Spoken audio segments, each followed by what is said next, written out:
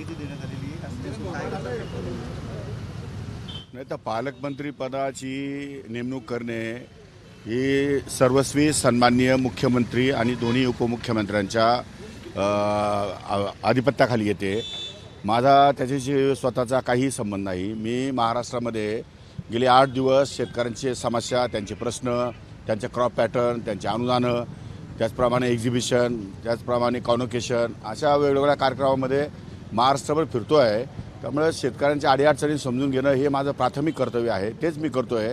त्यामुळे पालकमंत्र्याच्या कुठल्याही गोष्टीमध्ये मी या ठिकाणी माझे मत व्यक्त केलेलं नाही. हा संपूर्ण अधिकार माननीय मुख्यमंत्री आणि दोन्ही उपमुख्यमंत्र्यांना आहे. त्यामुळे ते जो निर्णय घेतील तो मला मान्य राहील, या अगोदरच मी सांगितलेलं आहे. असलं तरी देखील नाशिकचं पालकमंत्रीपद जे आहे त्याला स्थगिती. मागणी तर आमची आहेच. आमच्याकडे 7 आमदार आहेत. त्यामुळे आमची मागणी पूर्वी होती, आजही आहे आणि उद्याही राहणार आहे. त्यामुळे मेजॉरिटी नियमाप्रमाणे किंवा धोरणाप्रमाणे ज्यांचे आमदार जास्त आहे त्यांना पालकमंत्रीपद मिळावं अशी सर्वसाधारणपणे अपेक्षा आहे. परंतु अपेक्षा जरी असली तर निर्णय घेण्याचे अधिकार माननीय मुख्यमंत्र्यांना आहे. मुख्यमंत्री त्यावर योग्य तो निर्णय घेतील. आपण पालकमंत्री पदासाठी इच्छुक आहात तशी आपण मागणी केलेली आहे. नाही, माझा पक्ष निर्णय घेईल. मी मागणी कशी केली नाही, काही नाही.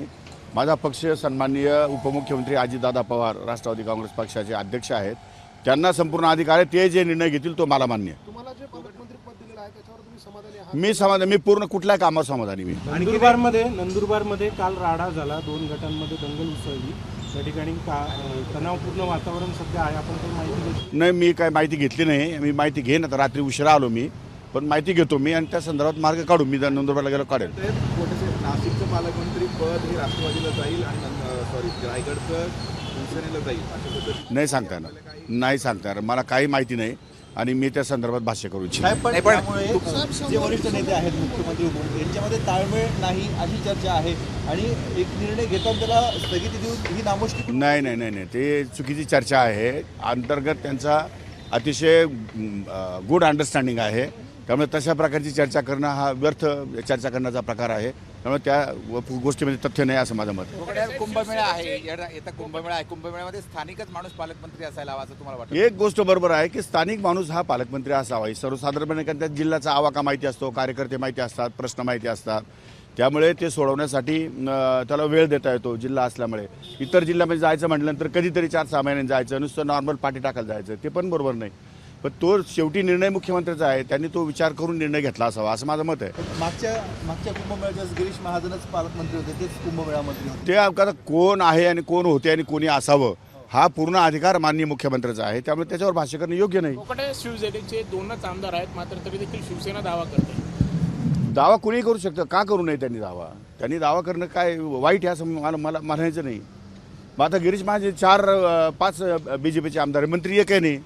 मग ते जाहीर झालेच की नाही. त्यामुळे असं दावा करणं किंवा मागणं किंवा अपेक्षा ठेवणं ही काही चुकीची गोष्ट आहे असं मला वाटत नाही. संजय राऊतांनी गंभीर आरोप केला आहे की मुख्यमंत्री पदावरून ज्यावेळेला एकनाथ शिंदे रुसले त्यावेळेला उदय सामंत 20 आमदार घेऊन तयार होते येण्यासाठी आणि त्याच्यामुळे घाईघाईनं मुख्यमंत्री पुन्हा एकदा म्हणजे असं काही माझ्या नॉलेजमध्ये नाही. काल आपण असं बोललं होतं की केंद्राच्या अनुदानामुळे अनुदान मिळत नसल्यामुळे राज्यातल्या अनेक योजना रखडलेल्या. अनुदान मिळत नाही असं म्हटलं नाही. अनुदान प्रलंबित आहे. अनुदान मिळाल्यानंतर सगळ्यांची वाटप होईल. परंतु उद्या माझी दादांच्या बरोबर बैठक आहे. उद्या दादांकडनं काही पैसे उसने मिळाले तर ते केंद्राकडून येणारं अनुदान रिक्यूप करून महाराष्ट्रातल्या शेतकऱ्यांना अनुदानाच्या रकमा या ठिकाणी वर्ग करण्यासंदर्भात उद्या माझा दादांच्या बरोबर बैठक आहे. उद्या निर्णय होईल. मात्र केंद्राकडनं हे अनुदान लेट होण्यासाठी काय कारण? तर ते मी अजून माझ्या केंद्राशी सविस्तर बोलणं झालेलं नाही. जेव्हा मी केंद्राशी बोलेल त्यांच्या काय अडचणी ते समजून घेईल आणि त्यानंतर मी भाष्य करेन. पहाटेचा जो शपथविधी झाला नाही, काय परिणाम होतो असं मला वाटत नाही. पहाटेचा जो शपथविधी झाला त्यावेळेला धनंजय मुंडेंनी दादांकडे मागणी केली होती की भाजपसोबत जाऊ नका म्हणून, चुकीचं होतंय अशा स्वरूपाची. तो त्यांचं मत आहे मुंडे साहेबांचं. त्यांना प्रश्न विचारावा. मी दादांच्या बरोबर होतो, कालही होतो, आजही आहे आणि उद्या राहणार आहे. विषय संपला.